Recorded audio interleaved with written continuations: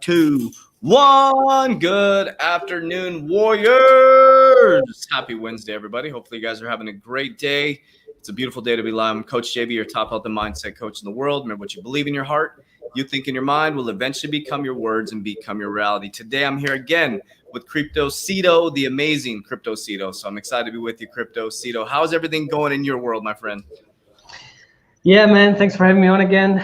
Love the energy as always. And yeah, everything's good here, man. Lisbon is on fire.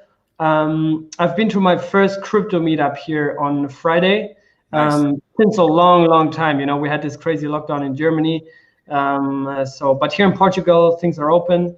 We had our first small crypto meetup, met great people there. You know, when you meet people in crypto, you always have this instant connection, you know, because you're kind of like all in the same spirit. So yeah, meeting great people here, networking a lot, working a lot, and moving everything forward.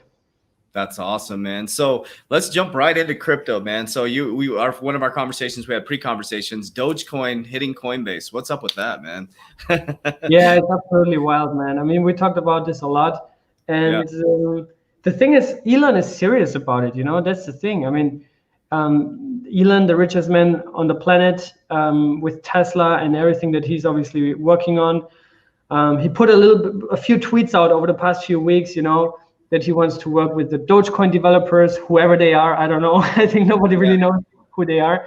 But he seems to be serious about it, you know. So a lot of exchanges have jumped on that, right? And you also have to understand, like, crypto exchanges, and there are not many of them, but those crypto exchanges, they're running a business in the end of the day, right? And their business is to get users to trade, right? And when the richest man in the world tweets constantly about Dogecoin, well, the exchanges just do the inevitable, the obvious, right? Sure. Yeah. I remember like 2, 3, 4 weeks ago, Binance was listing Shiba Inu with 125x leverage, right? Wow. So, like, exchanges are kind of like necessary evils, but they're just, you know, doing what the majority of the people are actually demanding. So you have millions of people that want to trade Dogecoin. I've met a lot of people here in Portugal that have no clue about crypto. And if I ask them, like, oh, do you hold any cryptos? They say, yeah, I just bought my first Doge. I'm like, man, you know, probably don't start with Doge in the first place. But yeah, so it's what it is, man. But yeah, I was also surprised when I saw Coinbase that usually don't jump on those hype narratives. Yeah. But maybe they know more than we know. So I don't know, man. Sure. You know, it's interesting. It's because there's two. I know you're going to talk about the theory around the double top theory, but I want to talk about this real quick, because you talk about Dogecoin, the Shiba Inus, all these dog coins, right? But on the other side of the fence, in the economic side, in economics, what's happening right now is I'm going deep with my warriors tomorrow on our private warrior call. Is I'm going to break down. So I break down things like the economic picture, what's going on. And Jerome Powell, I think it was July, I'm looking at it right now, August 27, 2020, announced that America is going into a flexible inflation rate, right? And so what that means is they just have to meet 2% target within a reasonable amount of time, and nobody knows what the reasonable amount of time is.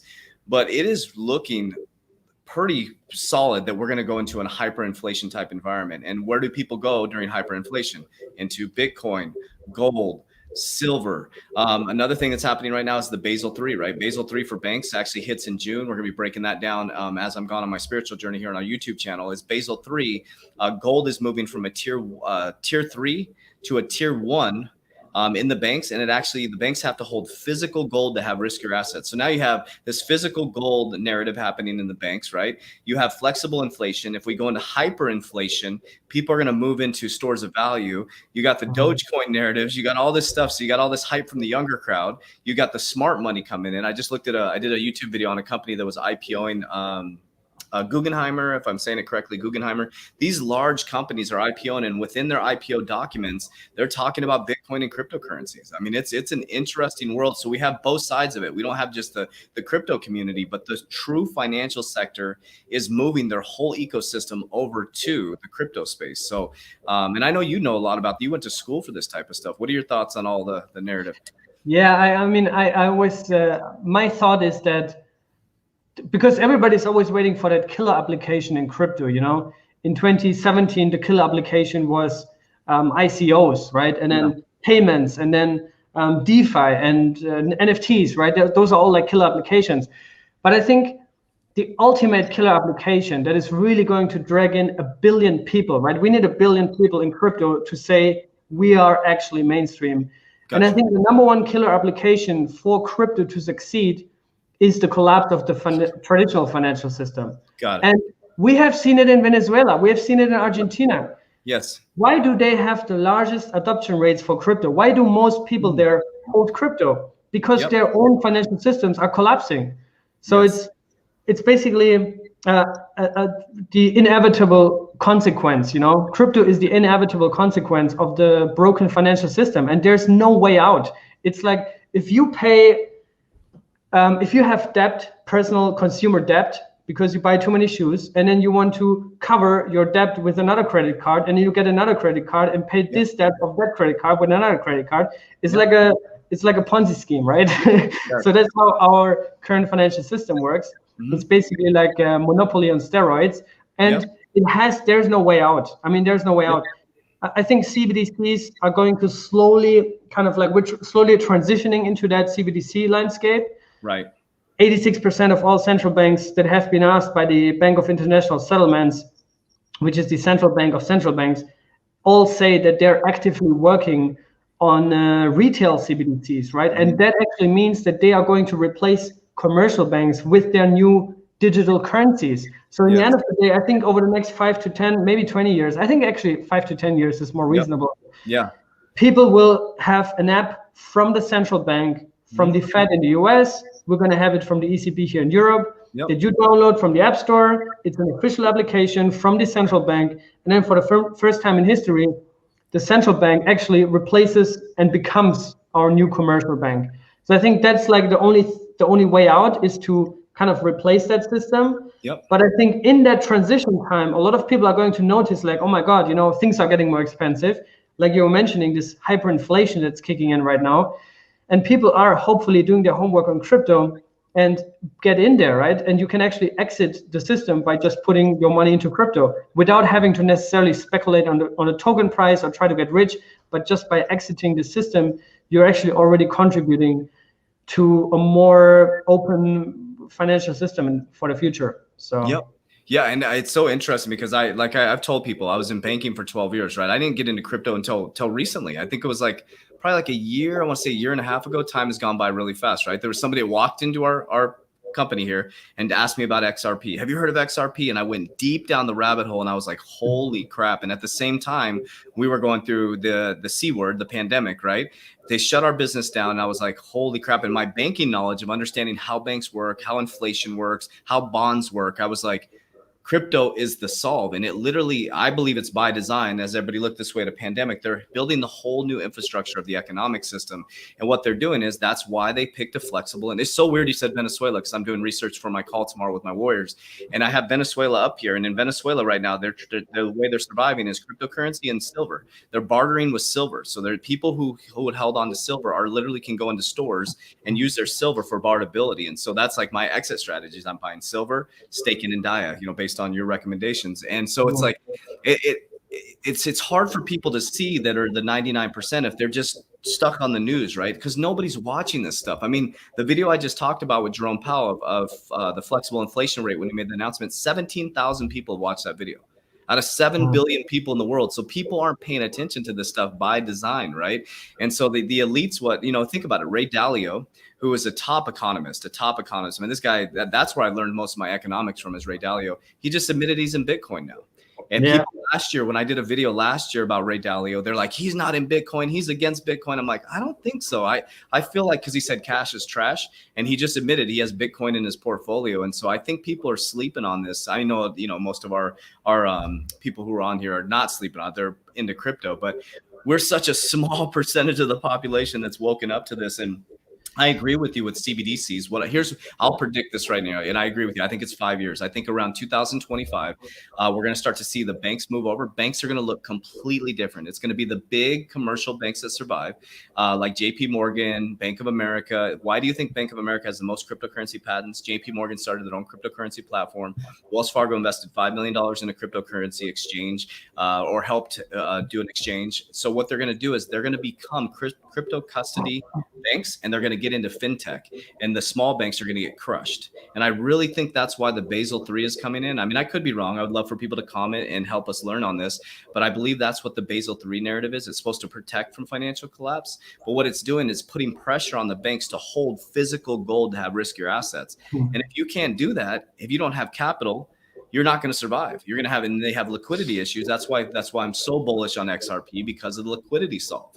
The liquidity solve was what XRP does. They literally come to the bank and say, we're going to help you with the liquidity solve. When you solve liquidity, it gives you capital. When you have capital, you can grow. It's that simple, you know? So. Yeah, I mean, it's correct. And I think a lot of people get stuck too much with, you know, daily price volatility in crypto. And sure, we're all heavily exposed to it with our own money, right? So of course, emotions come into play with that. But if you really like dig deeper into the whole macroeconomic impact that crypto is going to have, and blockchain technology or decentralized ledger technology, right? Like there's different variations of it. You really get more relaxed. You get this inner calmness, you know, that this technology is not going to go anywhere. Right. And yeah, I think you also see this, you know, with regulation has been a huge topic over the past 3 to 4 weeks, right? Right. China came out, they're banning mining now once and forever. Then India came out. Now India is somehow round back, you know, like the regulators, they're just trying to figure out things, you know, what impacts they can have to somehow maintain control, but they can't shut down the technology. So that's the bottom line here. And I think it's just unstoppable and inevitable, you know. And the beauty about all this is that already, I would say, from my kind of like observation over the past 3-4 years in crypto now, is that a lot of people are actually joining the space all around the world. You know, it's this whole kind of like avalanche of people that are doing their homework, that are learning about crypto and really understand the fundamentals. I met guys here that I've never seen before. And like I said earlier, you know, you have this instant connection and people are just like, they got it, you know. And once you really get it, you're more relaxed and you're more chilled. And the more research you do, the more you learn. I think the more bullish and excited you get about the whole industry over the course of the next decades, you know. And we're now seeing, like I said, Ray Dalio. We're seeing also Gary Vee with NFTs. Different Mark Cuban, right, who's going heavily on DeFi now. Yes. So we're seeing all those like big guys that have not been around in 2017. In 2017, I remember like we were super excited, like, oh my God, maybe one day somebody famous is going to tweet about Bitcoin. You know, that was like, wow, that was super exciting. Now it's even, you know, we're even making fun if Logan Paul or Mayweather or all these guys are talking about Bitcoin, and nobody cares anymore. You know, they're like just one out of many celebrities and famous people. And yeah, so the industry is evolving. It's growing fast. And I think the bottom line for anybody who is listening now, who understands this already and is at this point, is to really try to anticipate narratives, right? Yes. Anybody who anticipated, for example, around this time a year ago, right? Like we're now in 2nd of June. Around this time a year ago, we had the first DeFi season, right? The first DeFi summer. And if you were early in that and you understood, okay, this could, you know, become bigger over the next 3-4 months, this could be a real hype, and you place some bets in that narrative, in that niche, you're going to make crazy amounts of money. The same happened earlier this year with NFTs, right? We covered this multiple times here on this channel now. And NFTs is just also a sector that is growing and exploding, you know? Yes.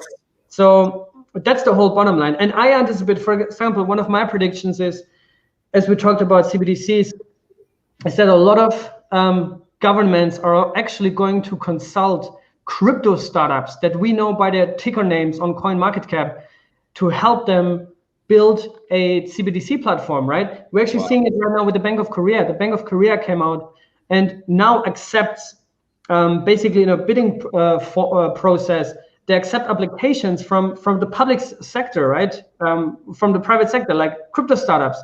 They're actually now pitching them to build a CBDC platform on top of Cosmos, on top of Hedera Hashgraph, on top of other platforms, maybe Clayton, maybe Cardano, maybe Polkadot, maybe, I don't know, right? Like there's so many cool things. And those are huge use cases that are going to really drag, how you say that, natural demand, natural circulating demand also for the token, because it will be used as a gas fee eventually, Why not? Why not for reserve banks? Why not for payments, So this is very exciting stuff, in my opinion. And if you anticipate the next wave, the next run, and place some bets on strong crypto projects, I think you're going to do really well. Yeah. What do you think the next wave is? What do you see coming? So I think we're going to see another DeFi wave, but this time compared to last year, we're going to have much more cross-chain compatibility, right? So, for example, there's a couple of cross-chain decentralized exchanges that are launching now. Gravity DEX on Cosmos is coming in June or early July. Okay. So in the next 4 to 5 weeks. You have Torchain, they're also launching their DEX. You have Polkadot, they're going to launch parachains. I think the whole Polkadot ecosystem is also going to be a major narrative. Every parachain that is going to launch on Polkadot, especially the first ones, they're going to fly pretty hard. Right. Smart contracts on Cardano, which means that you have launchpad projects, you have automated market making, you have yield farming. All those little D-apps that we have on Ethereum right now are going to come on Cardano, right? So I see a lot of ecosystem narratives, right? Especially Cardano, Polkadot, Cosmos, Solana as well. I think this one is also going to be really, really hot. Everyone's talking about the Solana summer, and the more you talk about things, the more it gets, it resonates with the people, so it actually becomes reality, like you always say. So those are the things. What else? CBDCs, like I said, I think central banks are now going to come out one after one by one, and they're saying oh, we just partnered with Algorand, or we just partnered with Cosmos, or we just partnered with them, And this is going to drag a lot of eyeballs on the technology, but also eventually on the token, because people like to buy the token behind projects that have very strong ecosystems and partnerships. So DeFi, cross-chain DEXs, and CBDCs are my top 3 narratives. I also think NFT narrative is not over yet. You're seeing a lot of huge celebrities like Floyd Mayweather. I think he's launching his own platform. Gary Vee just launched his, and we're all dragging in millions of people, So that's one thing. And the final thing maybe is payment coins. I think payment coins are going to be really, really important, because most of the large blockchains like Bitcoin and Ethereum, well, the 2 biggest blockchains, they are still very inefficient, right? So if you want to send somebody money, it's very expensive, right? So green coins, aka payment coins, even XRP is on that list, HBAR is on that list, Algorand, Nano is on that list, very, very fast and cheap to transact, actually feel less.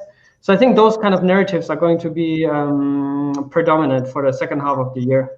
Awesome. Well, how about, okay, so we went through a big pullback and now we're kind of easing back up. What are your thoughts? You were talking about a theory before we got on here on our pre little interview. Yeah. So what was the theory? It was really intriguing me. What theory are you hearing? I'm still feeling the September, October. That's how my exit plan is. And my exit targets are set too. But what are your thoughts? What are you hearing out there?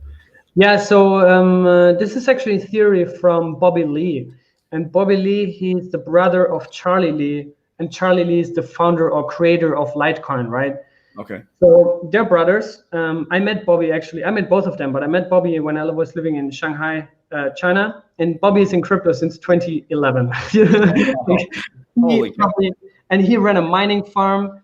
He created or founded Bitcoin China, BTCC, which was the largest crypto exchange in the whole world for 3 or 4 years. Wow. But then, they had regulatory issues, and then it got acquired in 2017 or 2016. So that was right before Binance was launched, and Binance is only launched in late 2017, right? Binance is not that old. Wow. But Bobby Lee's exchange was the largest right before Binance came around.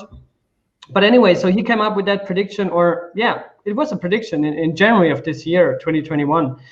And he said that this bull run, the 2021 bull run, does not remind him of the 2017 bull run where we, just went up almost linearly. We had a couple of 30% corrections, but we went up like through the roof. We had this crazy blow off top in December. I think only for 5 days we were trading above 15,000 US dollars. Wow. It was like just quick week up, and then boom, within a week we went above 15K and then below 15K again. But in 2013 it was quite different, because in 2013 we had 2 tops, right? So we had a small mini top, which we really ran up quickly, and then we crashed a lot, like 50 or 60%, and then everybody thought it's over. We consolidated for a while, but then we ran back up again and had a real top, right? A real bull run. So Bobby predicted that in January, right? And in January, not anywhere near 60K BTC, and it actually came, like it became reality, right? So he was predicting that, and now we had the first blow off top around 64K. I think he was predicting 70 to 80K. It was around 64K. Now we had this crazy crash. Bitcoin went down more than 50%, right? We went down to 27K or something like that. So according to his theory, and to me it makes a lot of sense, sentiment-wise. And like I was talking to you about earlier, Cardano's launching smart contracts, Polkadot is launching parachains, Cosmos launching gravity DEX. Wow. Ethereum has huge tech integrations coming up. EIP 1559, optimistic rollups. Like the point is, there's so many tech integrations that are still coming up that I don't see, why this bull run should be over now. So we might go sideways now for the next few weeks, and then reaccumulate, and then go to the real bull run. So that's what I'm anticipating. I haven't sold anything right now. I'm all back in with my stable right now. So I'm anticipating that. I can be completely wrong. Bobby can also be completely wrong, but he's a very smart and experienced guy, and he's not alone with that prediction, right? Even the Bitcoin stock to flow model predicts that we're gonna go up to, I think, 288K according to that model. Wow. So yeah, I think there's a lot of fuel still, for this bull run to continue. And also, like you were saying, a lot of those major institutions and high net worth individuals and organizations are doing their homework now and actually looking to scale into crypto because of all these uncertainties on the stock markets and on the even on fiat currencies. I mean, they're collapsing left and right. So. Right. It just goes in line. It's awesome what you're saying, because it goes right in line with the hyperinflation there. It's almost, I feel like they plan all this stuff out. Like it's all planned out, right? You got the SEC lawsuit with XR or with Ripple, XRP, right? And so I feel, I'm just going to say it. I keep saying, I feel like they're going to drop the case in June. I keep putting it out there. Yeah. That'd be amazing if I'm right. If I'm wrong, that's okay. But it's like, I just feel something in June because of the narrative with banks. There's a big narrative with the Basel III. You got the hyperinflation. Lumber prices have doubled, I think tripled. And I know you're oh gosh, someone had one of your guys' buddies on that was talking about materials, like the material market. I can't remember his name. But anyways, talking about how materials have gone up. Like he's made his portfolio over 1,000% just in the stock market and materials. Like it's set up for literally for everybody to move, the big money to move over to cryptocurrency. It's if you look at it from a 30,000 foot overview, it's literally methodically planned out, right? And so we're just the early adopters. We're the ones that broke the matrix and figured it out, and we're just waiting for all the flood to come in. And I believe what happened, like I'm on the non-technical side. I'm on I call it the rational side, right? Looking at banking, the moves that they're making in banking. Like in the back end of April, there was you had the China narrative that they said the same thing in 2013, same thing in 2017. They said they were shutting down mining in 2021, right? And then all of a sudden, all these banks announced that their rich clients can get into cryptocurrency, the big banks, right? Or they're putting them in Bitcoin, all this stuff. And then it collapses, right? And then they buy it all up. And then it's so wild to see it from my perspective too. And then all these people I've been studying that I'm just waiting to see Warren Buffett to say he's in Bitcoin. That would be the best thing ever. I'm just waiting, man. Because he closed out of all his banks. He closed out of Chase Bank 100%. Don't quote me on, I think it's PNC Bank, but he increased his position in Bank of America by 10%, which is interesting. So I think he also dumped all his airline stocks, right? Like months ago. Yes. Yeah. He did. Yep. So yeah, I mean, I think Warren Buffett is a little bit too old and probably also too rich, at this point to care about this. Maybe it's time for him to retire. Yeah. At this point. But and I love Warren Buffett. I mean, don't get me wrong. He's a legend, absolute legend. I just think he's completely wrong about Bitcoin, but that's okay. Yeah. But yeah, like you're saying, I think the mainstream media is also kind of like playing the game, right? They're playing the game. Now after the whole drop, last week, I saw a lot of mainstream media outlets. They're actually saying, "Oh, Bitcoin is in a bear market now." Just creating that fear narrative again. And we are in extreme fear. If you look on a Bitcoin fear and greed barometer, we're in extreme fear right now since 1 or 2 weeks now.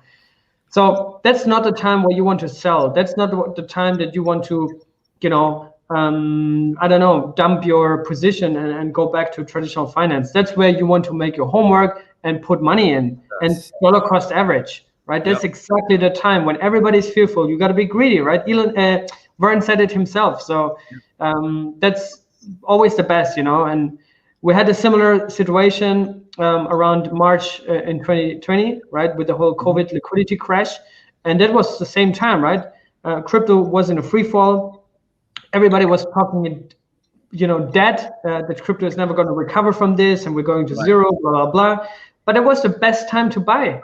By far best time to buy. Ethereum was at $80, $85. ADA was at 2 cents. Like crazy numbers. So, but those are the times that you should buy. It's always like that. It's always like that. Yeah, and that's one thing too. Is really that's what we teach in our Warrior Academy, and also too, just so you guys know, Cryptocito's YouTube's right here, running across the bottom. Please go like, subscribe, comment to his YouTube channel. His YouTube channel is amazing. He has amazing content. He brings on guests that'll blow your mind. So make sure you like, subscribe, comment. In our Warrior Academy, we teach. We're you don't hear me talking a lot about. Well, we have a crypto Discord, right? That's all crypto. We talk like, for example, my call tomorrow. I have a leadership call that I talk about my portfolio in crypto, but I'm going deep into economics. Last week I talked about subconscious mind programming and emotional intelligence, because those who are emotional get wrecked in this space. Just a fact. I mean, if you're attached to the market, that's what your emotions are going to look like, up and down and up and down. You're going to make really bad decisions. It's about pulling yourself up into that 30,000 foot overview, looking at the real fundamentals, real world solve, looking long term, right? Like Warren Buffett would, right? Warren Buffett, if he saw a Pepsi stock plummet down, he's not jumping out of Pepsi, right? He stayed with Pepsi as a Pepsi or Coke, one of the two. But he'll stay with them all the time, right? He stays with it. He makes slow, methodical decisions, and that's why he's one of the richest people in the world. He's non-emotional with his investing. I think that's really, really important. Yeah, I mean, those shakeouts that we are seeing, they always show and expose who is really in it for the technology. We always have this constant meme in crypto, this Indian guy with a lot of golden chains around his neck and shining bling bling glasses, and then he's like, I'm in it for the technology, like but really this shows who is really in it, for the long run, who really believes in the space and in crypto, or who is here just to make a quick flip. So yeah, that's the main thing right now. And I hope everybody who's listening now, I guess everybody who's right now listening to this, who's even taking the time to to listen to us and to learn and brainstorm together with us, you're already on the best path if you're even listening to this. So congrats. That's what I love too. Like, for example, we got into crypto, I think it was early 2020, and people are like, well, you haven't been in this space that long. But I understand economics and banking. That's what made me so powerful in crypto, because I understand the manipulation. And what I did was I surrounded myself with people like you, like Selman, and people that have been in the space for a long time. And that's the key to becoming successful, is surround yourself with people who have just a mastermind, right? Of people like you're linking up with crypto communities. And, I'm able to, a lot of crypto people reach out to me for my banking knowledge and understanding what's happening in banking. And as if we all work together, that's how we grow. So, all right. So a bunch of people. So here's some questions coming. All right. It says, crypto is the future. Absolutely. It says, are you still in Portugal, Cryptocito? Yeah, I'm still in Portugal. If anybody of you is here, hit me up on Telegram @Cryptocito. I would love to meet you, take you for a beer, take you for a nice whatever tapas or seafood here. It's amazing. So if anybody's here, please reach out. We can hang out. Awesome. So somebody put, yeah, I don't know if somebody put Basel 3. What Basel 3 is, basically there's Basel 1, Basel 2, Basel 3. The Basels basically were designed to stop us from economic collapse, which it doesn't stop us. It basically sets the banks up. And so Basel 1 was around September 11th, the 2001 September 11th. That was the first one. Then 2008 was Basel 2, I believe, and now we're in Basel 3. And so Basel 3 is designed to prevent financial collapses. And so the reason why I keep bringing up Basel 3 is now banks in June, they have to the weighting of gold has changed. So it went from a tier 3 asset to a tier 1 asset, and they have to have actual physical gold on hand to have riskier assets on their book. And where do you make your most money from? Riskier assets. That's where the profit margins are. So banks are going to be in a really weird position, and they're going to have a liquidity problem, right? So I brought up yesterday the Blockbuster narrative, right? It's like with Blockbuster, people think, you know, Netflix is what took Blockbuster out. There's a couple things that took Blockbuster out. It was lack of leadership, foresight. They couldn't see the future, right? Number two is capital. If a company doesn't have capital, they're screwed. It doesn't matter how great your product is if you don't have capital to move your product. And so what things like XRP does is create liquidity for the banks to free up capital. That's why I'm so bullish on it. Let's see. It says personal meetup. Okay, so this is Chris. FC Basil. So Chris says, do you ever have, okay, so this is for me. Do you ever have private meetups? Some work more effectively with face-to-face. We're doing a meet and greet in Vegas. So I don't know how workish that's going to be, but that's July 17th, Las Vegas, Nevada, the Circa Pool and Hotel. We actually, it's ironic you said that, Chris. We're going to start having them here in Arizona during the weekdays where people can fly down and meet with us to talk crypto mindset. So we're going to start adding those to our platform. But people in our private academy actually can sign up for a Warrior private retreat we have that's coming up in September. And we should also work on a Portugal meetup together. So when you come down here, I'm down, man. You tell me. My passport should be here soon. I got my passport, man. It's on its way. So that's exciting. Or imagine, like, you know, in Portugal, the beautiful thing is about Portugal, it's actually a small country, but you have everything here, right? So Lisbon is the capital. It's obviously, you have kind of big city vibes, even though it's not a huge mega city, right? So it's kind of like very authentic, beautiful, very authentic architecture in the city, authentic food and all those kind of things. Literally on the weekend, I took half day and went, you know, took the train, and I was in one of the most beautiful beaches here in the region, right? And it's like half an hour away from here. Then in the south, you have the Algarve, which is where Faro is, and Albufeira. Amazing nature, amazing beaches, incredible. You can go surfing there. You can do so many cool things, and also activities, you know, down there. Then you have the Azores, which is kind of like a little bit further. You have to take a plane there. But Portugal is so diverse, so it's a really, really amazing place to travel. I would say it's like the 100x altcoin gem equivalent of travel destinations. So that's awesome. You should visit it, man. That's awesome. Okay, so we got one here that says 3TWA. Is there a price point you will start to sell? 3TWA. I'm not sure what that means. Do you get that? It says 3TWA. I'm not sure what that means. So, yeah. I don't know what that is. Yeah. Another one. I think. Oh yeah. No, that he's. I think he's referring to like Warriors 3T Warrior Academy. I think to your. Gotcha. Thank you. I was thinking like maybe that's a new 100x altcoin. You know? No, thank you. You're a smart man. So is there a price I'm going to start to sell? Great question. So actually the man, the myth, the legend here is the one that got me into doing my exit strategy, because that's the power of community. I developed an exit strategy that's a 50% exit strategy. I'm exiting 50% of the market. And there's 4 different price points on each of my cryptocurrencies. So I'm holding long-term 50% for the rest of my life. I'm not cashing out. 50% I'm going to be exiting out. And so it's a little more complex to talk on a YouTube channel. In our Warrior Academy, we actually have an Excel spreadsheet that you fill out and you come up with your exit targets. We have on-chain analysis that Selman built out, showing you on-chain analysis, how to pick targets, how to look at different cryptocurrencies, how to look at tokenomics, things like that. Because there's a lot of complexity that goes into when you should exit based on your own plan. But like, for example, XRP, like my first small exit target is the all-time high, $3.73. I exit a little bit of that portion. all the way up to, I put 589 as my 4-1. That'd be great. It's just kind of like a pie in the sky type thing, right? If it doesn't go to 589, I'll collapse 589 till onto my next price target, and then I'll exit the market. But the key is, though, the richest man in Babylon, I'm not taking it out to spend the money. I'm taking it out to produce more money. So I'm taking it out. I'm going to buy more companies. I'm also buying silver, and I'm staking. So I'm creating residual income. So my money continues to make money. So you should always have some, don't take it out. If you're going to buy a Lamborghini, it better be some sort of, you better make that into an asset somehow. If you have $10-20 million, you can buy a Lamborghini. But I'm going to buy a Lamborghini because I'm doing a flipping strategy. It's going to be it's going to be an asset. I'm also doing a rental car strategy. So anytime I take money out, it's going to be going into something. So let's see. Can you please guess the price of XRP September, October? $589. I don't know, man. I don't know. I would say it's going to hit 10. I would say it would hit 10. If the case gets dropped, all hell's going to break loose, man. It's going to go. I feel like it's going to go crazy.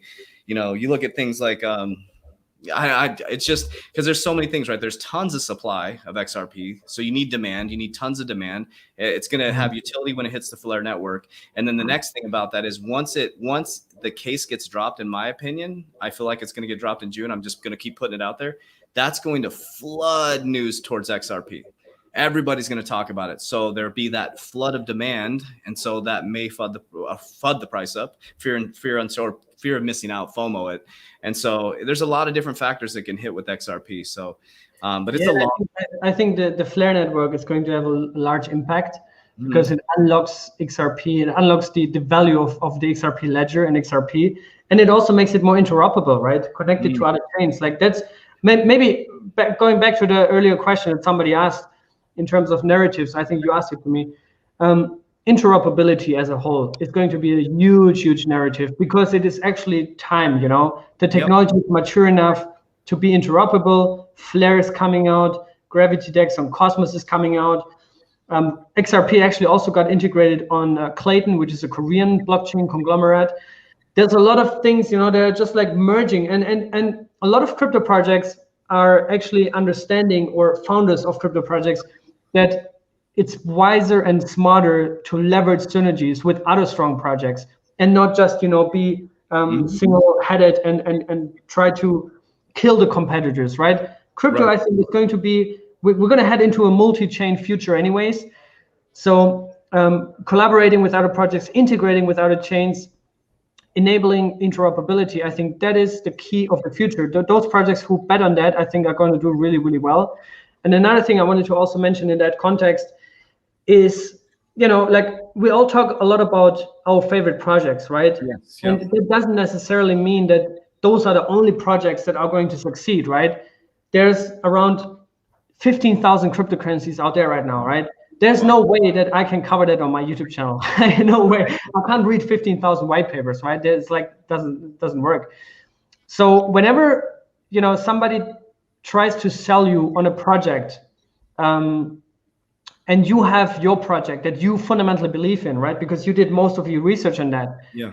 Don't let yourself get influenced from that external noise. And I know it can be really hard sometimes because people are really talking a lot about you, but try to find your few people that you trust in the space in terms of information sources, right? It can be coach, it can also be me, it can be both of us. I think we're complementing each other really well in terms of ideology, in terms of also the way we think about the space and perceive the crypto space also in the long run. And I think then you're going to do really well, because there's a lot of also content creators out there that are borderline maximalists, right? They're only betting on those. They don't even want to mention other projects because they're like competitors, right? Like, don't even mention it. It's bad because I'm not holding their bags. It's bad for me. I'm going to lose money here. So so try to ignore all that noise now. And I think if we head really to another altcoin season, another DeFi season, there's going to be so much noise. It's going to be probably unbearable. Well, that's the thing too. Like, people always I get comments all the time. Oh, he's paid by XRP. I'm like, or by Ripple. I'm like, damn, where's my checks at? I wish I could. But I'm like, I just know XRP. It's like a CrossFitter or a vegan, right? That's all they talk about. I just know banks. That's how the guy walked in here and brought up XRP, and I was like, oh shit. And I was like, I understand this cryptocurrency. I understand how to what unlocking liquidity means.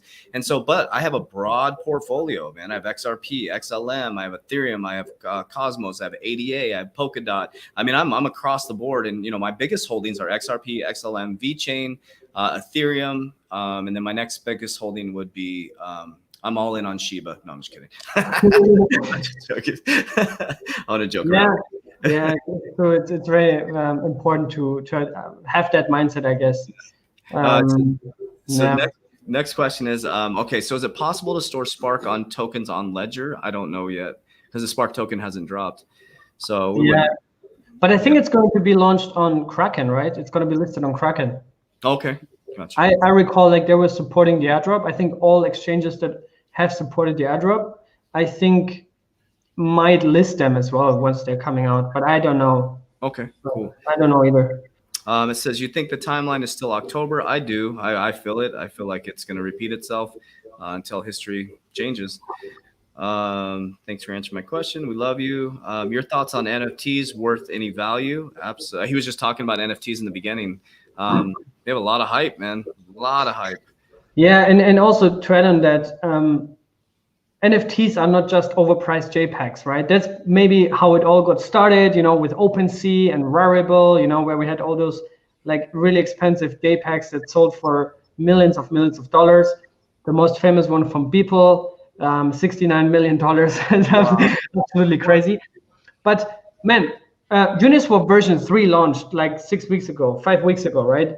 And now they changed it in a way that if you want to provide liquidity on Uniswap version 3, the latest version of Uniswap, you can choose a price range. Let's say you want to provide liquidity for Ethereum and for USDT. You can choose a price range in order to minimize or manage your risks. And then instead of previously, you had just a token, a normal ERC20 token, or it was locked in a pool. Now this specific price range, because it's unique, right, is represented as an NFT. So Uniswap, the largest decentralized crypto exchange in the world, is now also implementing NFTs, right? And that's a huge use case that most people don't even understand, like why that is relevant. But it's way, way more than just JPEGs, right? Than just like those kinds of things. It's a lot more that affects not just the art industry, the music industry, and the creative industry, but also it makes trading more efficient. It makes decentralized networks, peer-to-peer networks more efficient, right? Because you can just implement it. It's a different token standard, right? It has nothing to do in the art, with the art space itself. It's just a different token standard, So people have to understand that it's not only about JPEGs. Right. Let's see here. Let's see. How do I join the Warrior Academy? So the Warrior Academy, the link's down below. You'll see it right underneath the private Facebook group. It's crypto, fitness, and mindset. So you have access to my portfolio, exit strategy, subconscious mind programming, goal setting, vision board creation, crypto community, Discord. We have a team now that answers crypto questions 24 hours a day. So whether basic questions or advanced questions, but the key to our crypto courses is the community. We have the best, I feel like one of the best community. It's the community that makes it great. You have a support system, like-minded people. So everything's down in the description down below.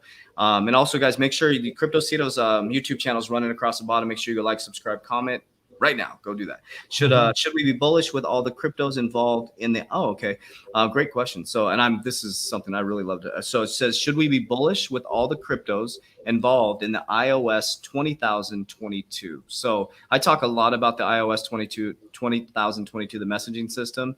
You got Algorand, you got R3, you got Stellar, JPM coin.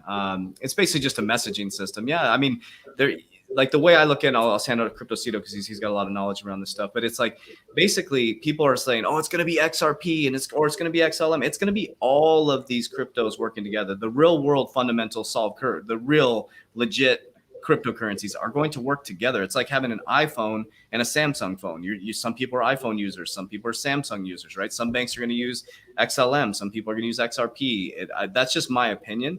What are your thoughts? Yeah, exactly the same. I mean, the thing is, if you invest in a cryptocurrency, you're not just investing into a coin, right? You're also investing in people. Even though, in fact, cryptocurrency networks are decentralized and not maintained and owned by anyone, right? Theoretically, you're still investing in people, right? Mm-hmm. If you buy ETH today, you're mainly investing into Vitalik and the core ETH community, right? Sure, it's already pretty much decentralized. It can't be altered or changed or attacked, but you're investing in people, right? So whenever you hear major news or collaborations with governments, that's because people from the crypto project, whether it's Ripple as a company or Stellar or Algorand, you know, I've just seen today Algorand, they partnered or they launched a fund in Miami, right? So they just have a brand new fund that they opened there, $25 million that are going to be invested in Miami, right? In the city of Miami. And the mayor of Miami welcomed them and had them at his office. So, you know, it's also about the people behind. And, you know, if you buy a coin, then also do your fundamental background check on the team, on the people behind. Are they really capable of delivering on the roadmap, concluding partnerships, getting integrations done, right? Do they have the tech team that is able to do that? Do they have the experience? So there's a lot of things that go into that. And yeah, I agree. I mean, it's way, way, way too early to pick a winner. I always get comments under my videos. I made a video yesterday comparing, or not comparing, but talking about Algorand, Hedera Hashgraph, and Cosmos in one video, right? And Polkadot and Cardano, like those 5 projects. And I love all 5 of them. And I'm holding all 5 of them. But to me, right, I don't know which one is going to be the winner, right? I'm betting mostly on Hedera and Cosmos, but that's just me, right? I don't know what's going to happen in 5 years with those projects. Most of these coins barely exist for 5 years, right? It's way, way, way too early to pick a winner. But the way the human brain works, like we always want to jump to conclusions, right? We always want to pick the winner now. And I see comments under my videos, they're like, oh my God, how can you do that? You know, how can you say that? No, this coin is definitely going to win because of XYZ, you know? I'm like, bro, this is way too early. Like, don't, I don't know how to say that in English, but don't pick the winner before the race has even started, you know? So And also too, there's like abundance, right? People have a scarcity mindset. Like everybody thinks they have to beat somebody to become a millionaire. There's enough money for everybody to be millionaires. There's enough companies, there's enough banks, there's enough central banks. There's so much infrastructure out there. Okay, so let's see. It says I should have started in 2007. Stupid me. No, absolutely not. I actually started in early 2020. That's what I started. People are like, he's too early to be into crypto, to be a YouTuber. I'm like, no, I understand banking, and I linked myself up with crypto YouTubers right away, and I started understanding it at a deep level because economics is economics, man. It's money. Where the money flows is where everything goes, right? And I just dove right into it, and I spend, if you look at the way that I research and my team researches, we spend 8 to 9 hours a day researching. So imagine that since the beginning of 2000, and this is how we did our research before we were in crypto.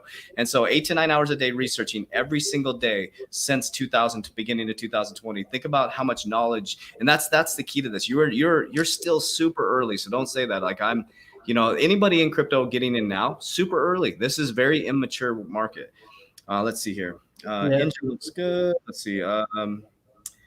Let's see here. When you take out, okay, so when you take out, will it be USD? So I'd like to take this because you taught me this, Cryptocito. So I was going into actually to the one you stated here, the USDT, but Cryptocito taught me around DAIA, right? So DAIA, and I didn't understand stablecoins at a deep level. Now I understand there's cryptocurrency-backed stablecoins, there's fiat-backed stablecoins, and there's precious metal-backed stablecoins. And so I learned the breadth of all of them.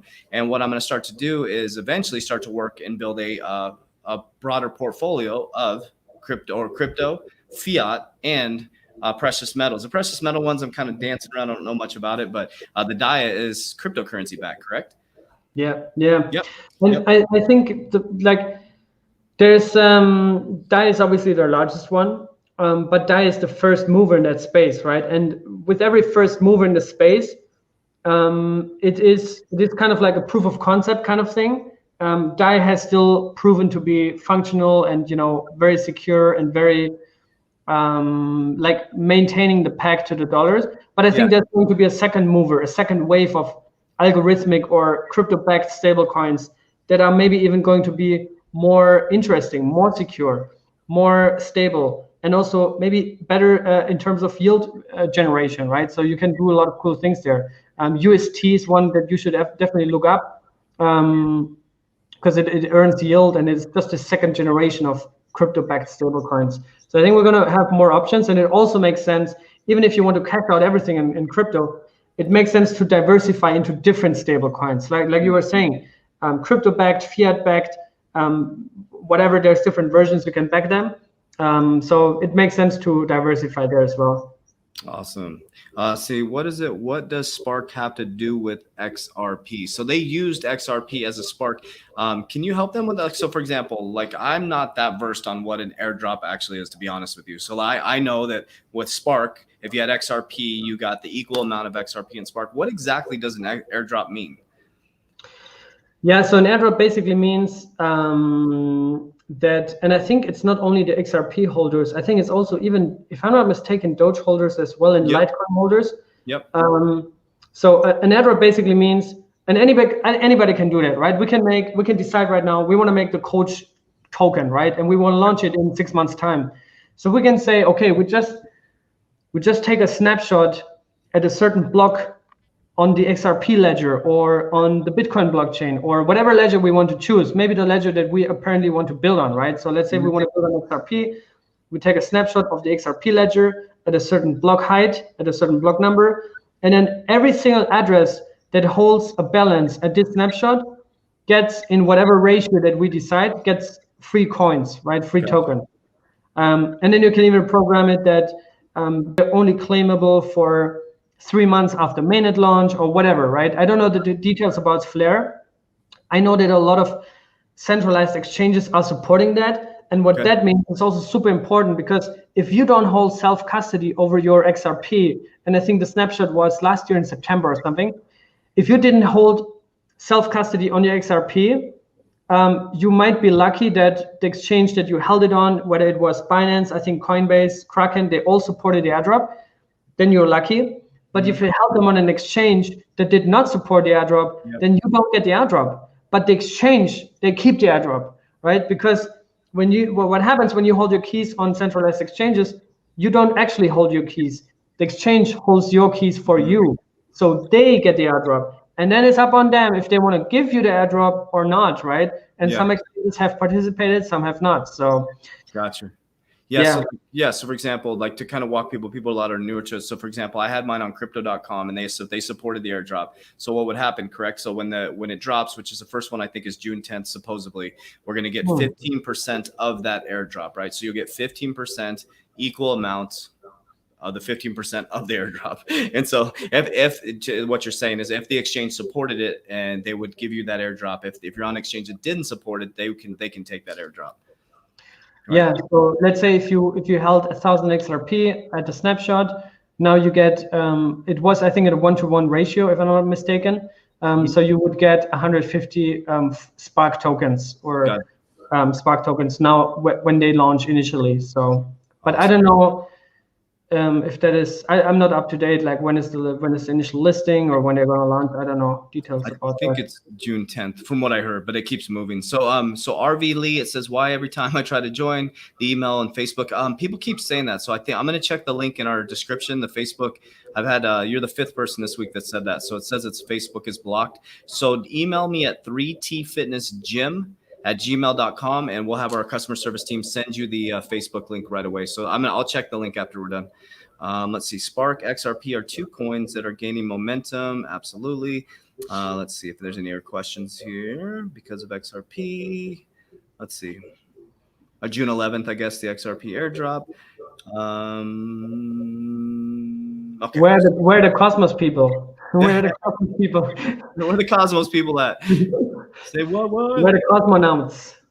Can I get a hell yeah? All right, so we're right at an hour, so we're probably gonna wrap it up here. So just make sure you guys down below follow Cryptocito. So we're meeting every single Wednesday. I'll be heading on my spiritual journey June 10th through June 18th. So I will be gone, but you will never miss a video, Warriors. We're gonna do some pre-recorded videos. You will have your YouTube videos every single day. Your YouTube videos. You're gonna have your podcast. Make sure you go to my podcast, Coach JV. It's all over iTunes, Libsyn, Stitcher. It's in the top 25 on iTunes now, which I'm very excited about. What else to say? If you want to join the Private Warrior Academy, click the link down below. Cryptocito, anything you'd like to share before we send them off? No, man.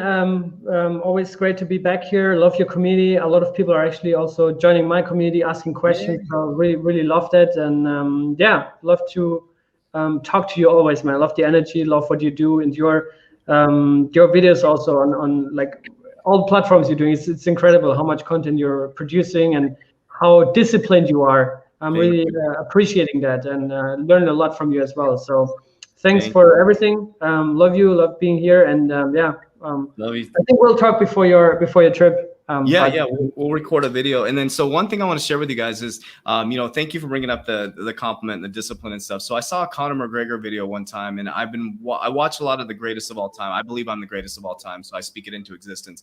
There's a video that I was watching. I've watched the motivation video over and over again, where he talks about when he was getting ready for his fight. He was up and coming, right? He said, I will outproduce and I will out content every single media station. And he filmed more than any media station. Now, he was the greatest of all time, coming to be the greatest of all time.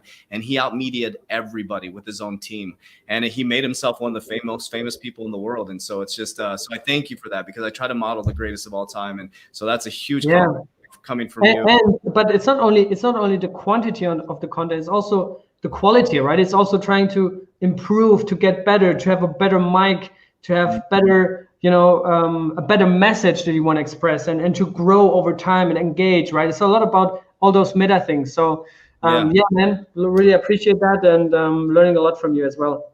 Thank you. You know what I just thought about? One of our topics, maybe we do a pre-recorded video for while I'm gone around running businesses, because we both are entrepreneurs. So that'd be kind of cool. Yeah. I can talk about all my failures. Yeah, me too. I think that's what makes our communities great, is that we do talk about, by exposing yourself, you help people grow, and so I lost my money 3 times in the last 15 years. I mean, literally to zero. And that was a year and a half ago. I went back down to zero, but I finally figured out what was wrong, man. It was me. It was my brain. But it was just, remember, an apple seed, everybody, an apple seed takes 10 years to bear fruit. 1 apple seed. But remember, when 1 apple is born, guess what comes out of that apple? Another seed that bears more fruit. It's the richest man in Babylon. So when 1 apple comes out of the tree, a bunch of apples come, and then that 1 apple can produce another tree. So that's how it works. You just got to be patient. Once you get that 1 apple, it's game over, man. Love you guys. We will talk to you soon. Appreciate you. Warriors. Let's go.